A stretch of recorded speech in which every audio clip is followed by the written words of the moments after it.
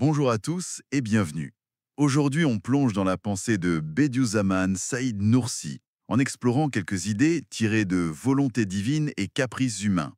On va essayer de comprendre cette tension entre nos propres désirs, nos volontés personnelles et ce que le texte présente comme un ordre plus vaste, une volonté divine. Oui, une question fondamentale en effet. Comment on navigue ça? Exactement. L'objectif, c'est de décortiquer un peu l'argument principal. Pourquoi est-ce que s'opposer à cet ordre universel serait, disons, futile, voire même nuisible? Mhm. Pourquoi cette insistance sur l'acceptation? Bon, allons-y, explorons ça ensemble. Alors, le point de départ, il est assez direct. Le texte dit clairement que personne, aucun individu, n'a vraiment le droit de se plaindre ou de contester le grand plan, Oui, c'est assez tranché comme affirmation. carrément. Et la raison donnée, c'est que nos désirs, nos envies du moment, quoi, ils entrent souvent en conflit avec cet ordre global. Un ordre qui est censé avoir une sagesse profonde, un but. C'est ça. Et satisfaire un seul petit caprice perso, ça pourrait tout dérégler, perturber cette grande sagesse. Il y a cette phrase un peu forte, non? Sur le fait qu'on ne sacrifie pas 1000 sagesses pour le plaisir d'un seul. Effectivement. Et ce qui est, je trouve, fascinant ici, c'est vraiment la distinction que fait le commentaire entre deux façons de voir les choses. D'un côté, l'émotion, le désir perso, immédiat, le caprice, comme le dit le texte. Oui, Et de l'autre, la raison, la tentative de comprendre la sagesse, le but derrière les événements. L'argument, c'est que beaucoup de gens, ils se trompent. Ils privilégient la satisfaction tout de suite, là maintenant. sans chercher plus loin. Voilà. Sans essayer de voir s'il n'y a pas une logique plus vaste qui est en jeu. Il y a une analogie qui est utilisée pour ça, celle du système solaire. Elle est assez parlante, je trouve. Ah oui. Si on organisait le système solaire juste avec notre perception, tu vois, comme quand on compare une lampe à la taille de la pièce, Mhm, on ferait peut-être un soleil tout petit et une terre immense. mhm. Mais bon, ça ne marcherait pas du tout. Ce serait un déséquilibre total. D'accord, je vois. La conception actuelle, même si elle nous paraît contre-intuitive au premier abord. Exactement.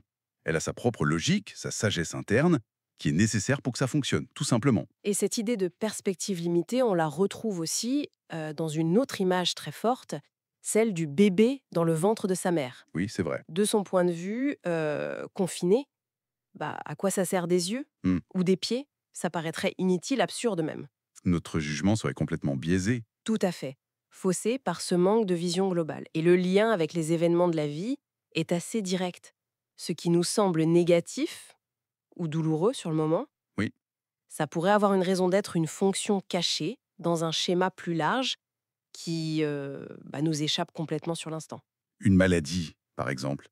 Instinctivement, on voit ça comme un malheur, c'est sûr. Bien sûr. Mais dans cette optique, ça pourrait avoir comme but caché de nous recentrer, de nous tourner vers le spirituel peut-être. Exactement. Et à l'inverse d'ailleurs, une santé parfaite, qu'on voit comme une bénédiction absolue, elle pourrait mener certaines personnes à une sorte d'insouciance, non? Ah oui, une forme d'oubli des choses importantes. Voilà. Et devenir du coup presque nuisible pour leur cheminement intérieur. L'idée de fond, c'est que ce qui a l'air d'une catastrophe peut cacher une bénédiction, ou au moins une occasion de grandir. C'est un sacré changement de regard qu'il faut opérer là. Oui, tout à fait. Et le texte va même plus loin, il adopte une perspective presque cosmique. L'idée forte, c'est que l'univers, il ne va pas se plier à nos volontés changeantes. Il suit sa propre logique, une sagesse qui nous dépasse de loin. Ça remet l'ego à sa place, c'est certain. Et ça voudrait dire que même des choses qu'on rejette un peu instinctivement, comme Viésir ou la nuit, l'obscurité, Hmm. eh bien, ces choses-là ont leur propre utilité, leur beauté même, leur nécessité dans le grand tableau. Une beauté qu'on ne voit pas forcément tout de suite. Non. Une beauté et une utilité qui ne seraient vues que par ceux qui arrivent à dépasser leurs réactions premières, leurs émotions, pour regarder avec la raison en cherchant le sens. Pour appuyer cette idée d'ordre nécessaire, il y a une brève référence à une notion coranique, je crois que c'est dans la sourate Al-Muminun. Oui, c'est ça. L'idée que si la vérité elle-même devait suivre les désirs fluctuants des humains, tout l'univers, tout cet ordre dont on parle, ce serait le chaos, l'harmonie serait brisée. C'est une manière de souligner à quel point cet ordre est vu comme fondamental, oui. Prenons un dernier exemple, très concret, Hein. la mort. Ah oui, la mort. Notre désir le plus profond, c'est souvent l'immortalité, non? Eh bah oui, évidemment. Mais le texte propose un exercice de pensée. Imaginons un monde sans mort. Le poids, le fardeau incroyable de devoir s'occuper de générations et de générations d'ancêtres très très âgés. J'imagine même pas. Ça nous ferait peut-être réaliser que la mort, malgré notre peur, est en fait une nécessité, voire une forme de miséricorde. Elle permet le renouvellement. Et dans la perspective du texte, elle ouvre aussi la porte à autre chose, d'autres états d'existence. La tombe vue comme un jardin potentiel, avant l'éternité. Vu comme ça, c'est vrai que la mort prend un autre visage. Moins une fin, plus une transition nécessaire au cycle. C'est un peu l'idée, oui. Alors, où est-ce que tout ça nous mène? Si on essaie de résumer l'essentiel, cette analyse, c'est comme une invitation, non?